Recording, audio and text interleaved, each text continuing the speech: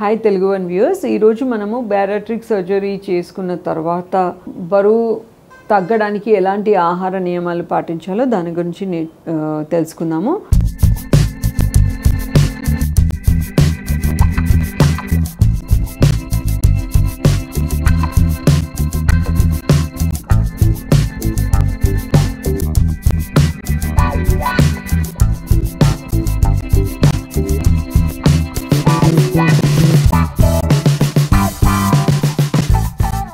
చాలామంది అంటే ఈ మధ్యలో కొంతమంది బ్యారియాట్రిక్ సర్జరీ చేయించుకుంటున్నారు. అంటే చాలా ఒబేసిటీ ఉండి అంటే ఇంకా బరువు ఎక్కువ ఉండడం ద్వారా ఇంకా వాళ్ళ హెల్త్కి సమస్యలు, ఆరోగ్య సమస్యలు వస్తున్నాయని చెప్పేసి ఇలాంటి బ్యారియాట్రిక్ సర్జరీ చేయించుకుంటున్నారు. అలాంటప్పుడు మీరు 20 kgs 30 kgs 3 to 4 monthsలో చాలా ఫాస్ట్గా తగ్గగలుగుతారు.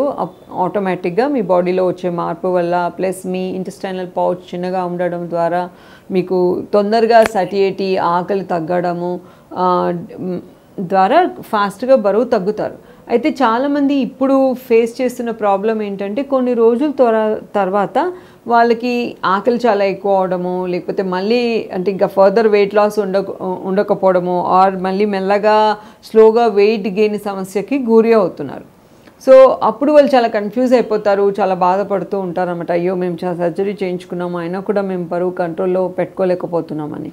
ఇలాంటి వాళ్ళు ఏం చేయాలంటే వాళ్ళు చూసే ఆహారం, అంటే వాళ్ళకి ఆకలి కంట్రోల్లో ఉండట్లేదు అని అంటే వాళ్ళు ప్రాబ్లం ఏమై డాక్టర్ దగ్గరికి వెళ్ళి వాళ్ళ ఇంటెస్టైనల్ పౌచ్ సైజ్ టెస్ట్ కొన్ని ఉంటాయి, అవి చేయించుకోవాలి. ఆహార నియమాలు మీరు మళ్ళీ ఫాలో అవ్వడం మొదలు పెట్టాలి. బరువు ఎలాగో సర్జరీ చేయించుకున్నాము అని చెప్పేసి ఎక్సర్సైజ్ చేయకుండా ఉండకూడదు.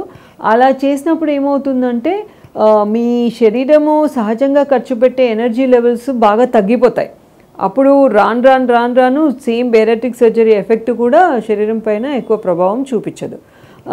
ఇలా కాకుండా ఉండాలంటే ఏంటంటే ముందు నుంచి ఆహారాన్ని ఒక నియంత్రణ ప్రకారంగా ఫాలో అవ్వాలి. అంటే అతి తక్కువ ఆహారం తీసుకుంటున్నా కూడా అందులో ప్రోటీన్ రేషియోని కంపల్సరీ మనము మెయింటైన్ చేయాలి. అప్పుడే మీకు బ్యారియాట్రిక్ సర్జరీ, వెయిట్ లాస్ జరిగినా కూడా శరీరంలో ఏదైతే బరువు తగ్గుతుందో అది ఓన్లీ కొవ్వు శాతం మాత్రమే తగ్గుతుంది. మజిల్ పర్సంటేజ్ తగ్గకుండా చూసుకోవాలి.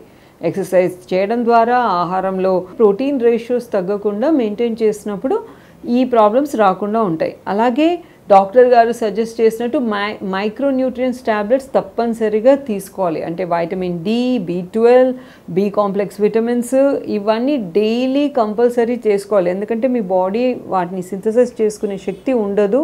అండ్ సహజంగానే ఇప్పుడు అందరికీ ఈ విటమిన్స్ డెఫిషియన్సీ ఉండడం ద్వారా మెటబాలిజం మీద ఎక్కువ ఎఫెక్ట్ ఉంటుంది. ముఖ్యంగా బ్యారియాట్రిక్ సర్జరీ చేసిన వాళ్ళకి ఇది ఇంకా ఎఫెక్ట్ ఉంటుంది. కాబట్టి ఆ ట్యాబ్లెట్స్ డిస్కంటిన్యూ చేయకూడదు. సో బరువు పెరుగుతుందని భయపడకూడదు.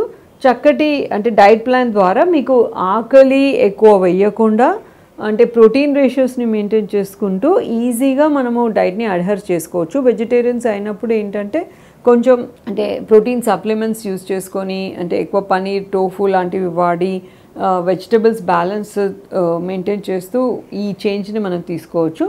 నాన్ వెజిటేరియన్స్ అయినప్పుడు ఏంటంటే వాళ్ళకి లో ఫ్యాట్ మీల్ ఆప్షన్స్ ఇచ్చేసి, అంటే లో ఫ్యాట్ నాన్ వెజిటేరియన్ ఆప్షన్స్ ఇచ్చేసి అప్రాప్రియేట్ అమౌంట్ ఆఫ్ వెజిటబుల్స్ ఇవ్వడం ద్వారా we can again get back, అంటే మళ్ళీ బ్యారియాట్రిక్ సర్జరీ చేసుకొని రీబౌండ్ వెయిట్ రాకుండా మళ్ళీ వెయిట్ మెయింటైన్ ఈజీగా చేసుకోవచ్చు. ప్లస్ మీ మెటబాలిజంని మెయింటైన్ చేసుకోవచ్చు.